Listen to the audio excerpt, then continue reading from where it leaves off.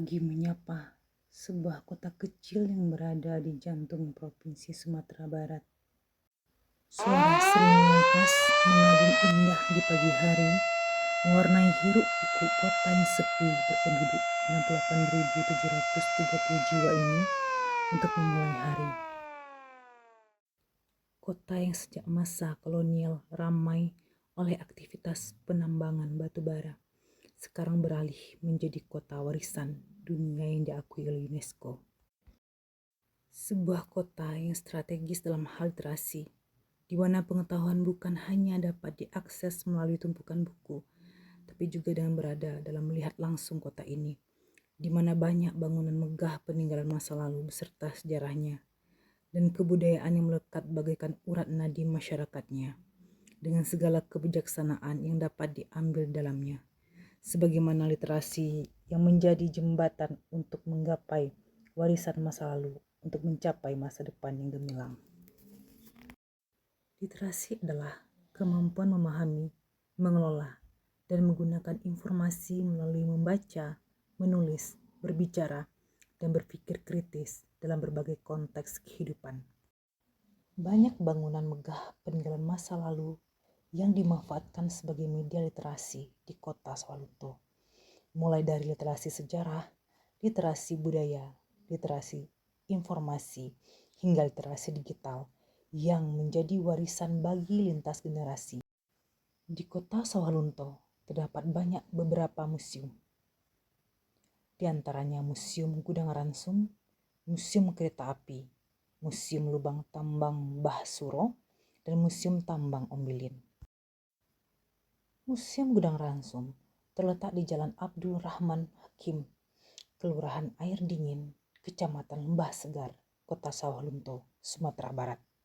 Museum ini menempati sebuah kompleks bangunan yang dibangun pada tahun 1918 yang difungsikan sebagai dapur umum para pekerja tambang dan pasien rumah sakit pada masanya.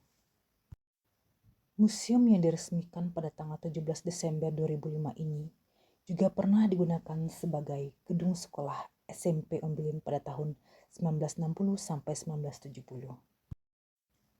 Di museum ini kita dapat mempelajari sejarah masa lalu, khususnya yang berhubungan dengan teknologi dan alat-alat yang digunakan untuk memasak pada zamannya, seperti tungku dan kompresor pembakaran buatan Jerman, alat memasak dengan ukuran jumbo, contoh makanan yang disajikan pada zamannya, alat makan, dan lain sebagainya. Pada museum ini juga terdapat koleksi seperti amunisi dan kijing atau batu nisan orang rantai.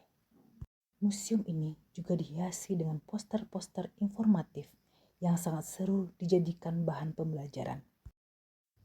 Pada kompleks museum ini juga terdapat sarana literasi yang seru buat anak-anak, yaitu Iptek Center. Terdapat banyak media pembelajaran seru yang menarik minat anak-anak dalam hal sains, yang tentunya dapat merangsang daya pikir dan kreativitas anak untuk berkembang.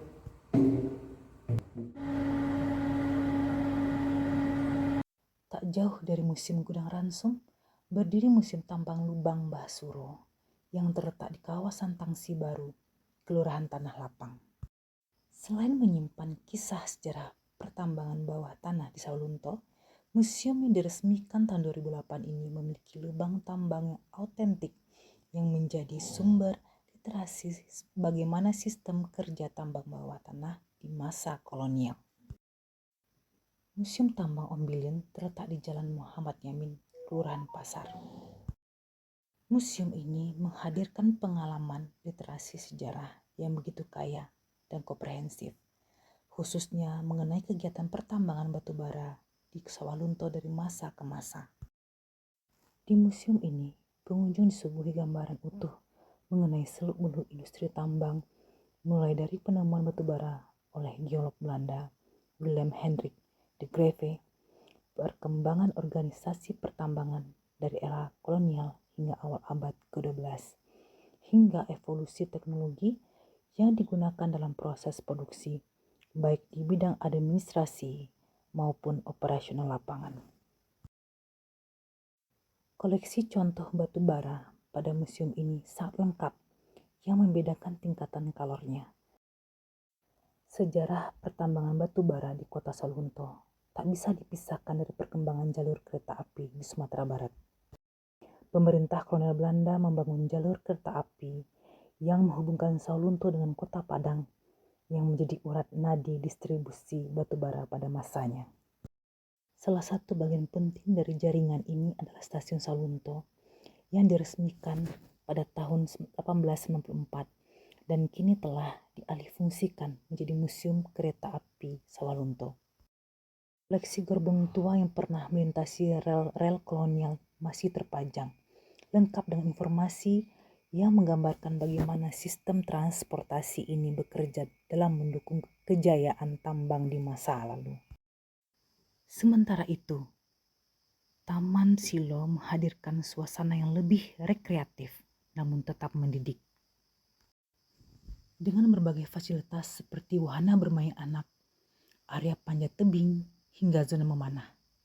Taman ini menjadi sarana pengembangan diri sejak usia dini. Lebih dari sekedar tempat bersantai, Taman Silo mendorong tumbuhnya karakter unggul pada generasi muda, sejalan dengan semangat para pemuda Sawalunto di masa yang lalu yang dikenal sebagai pejuang literasi dan kebangsaan. Melalui ruang-ruang publik yang syarat nilai ini, Sawalunto tak hanya melestarikan budaya, tetapi juga menanamkan akar literasi yang kuat untuk masa depan. Seperti dua saudara yang ditakdirkan menjadi tokoh besar bangsa, Muhammad Yamin dan Adi Negoro adalah putra Sawalunto yang tak hanya meninggalkan jejak dalam perjuangan kebangsaan, tetapi juga dalam dunia literasi Indonesia. Sebagai bentuk penghormatan atas dedikasi mereka, nama kedua tokoh besar ini kini diabadikan sebagai nama perpustakaan di kota Sawalunto, tempat generasi masa kini dapat terus menyalakan api pengetahuan yang pernah mereka nyalakan. Perpustakaan di Sawalunto berkembang seiring dengan transformasi kota. Perpustakaan Adi Negoro yang kini menjadi pusat literasi bukan sekedar tempat menyimpan buku. Gedung perpustakaan ini dulunya merupakan bangunan bioskop pada masa kolonial yang dialihfungsikan menjadi perpustakaan tahun 2004 dan pada tahun 2007 dikukuhkan sebagai cagar budaya. Perpustakaan ini memiliki berbagai macam koleksi, yaitu lebih dari 33.000 buku yang terdiri dari berbagai jenis, mulai dari bertema bahasa dan sastra, sejarah, ilmu sosial, ilmu pengetahuan alam, seni, olahraga, filsafat, agama, novel anak-anak hingga dewasa, dan lain sebagainya. Selain ini, perpustakaan juga pernah mengoleksi berbagai majalah dan koran. Seiring dengan perkembangan zaman, perpustakaan Adi Negoro turut bertransformasi dalam memberikan layanan kepada pengunjung. Transformasi ini ditandai dengan penerapan sistem informasi terpadu berbasis komputer yang telah terintegrasi dengan jaringan perpustakaan nasional, sehingga mempermudah akses pencarian dan pengelolaan koleksi secara digital. Tak hanya menjadi tempat membaca, kegiatan literasi di perpustakaan Adi Negoro kini berkembang menjadi pusat pemberdayaan dan pengembangan diri yang lebih aplikatif. Beragam pelatihan dan program edukatif diselenggarakan secara gratis, mulai dari pembelajaran matematika dan bahasa asing, pelatihan coding, catur, menjahit, hingga seminar dan workshop yang dirancang untuk meningkatkan keterampilan serta wawasan para pengunjung. Perpustakaan ini pun terus tumbuh menjadi ruang belajar yang inklusif dan relevan hingga kebutuhan zaman. Sawalunto adalah di mana literasi tumbuh dari jejak sejarah dan warisan budaya yang masih hidup hingga hari ini. Setiap sudut kotanya menyimpan berbagai kisah dan di sini literasi hadir tidak hanya sebagai keterampilan membaca, tapi sebagai kecakapan hidup yang menghubungkan manusia dengan akar sejarahnya, sambil membuka cakrawala pemikiran untuk terus tumbuh. Perkembangan literasi di Sawalunto menunjukkan bahwa warisan bukan untuk dikenang semata, melainkan untuk memberdayakan demi menciptakan masa depan yang lebih baik. Kota ini membuktikan bahwa dengan memelihara literasi dan mewariskan pengetahuan secara inklusif, ia tengah menyiapkan generasi baru yang tidak hanya cerdas, tapi juga berkarakter. Karena pada akhirnya, literasi adalah jembatan antara warisan dan masa depan.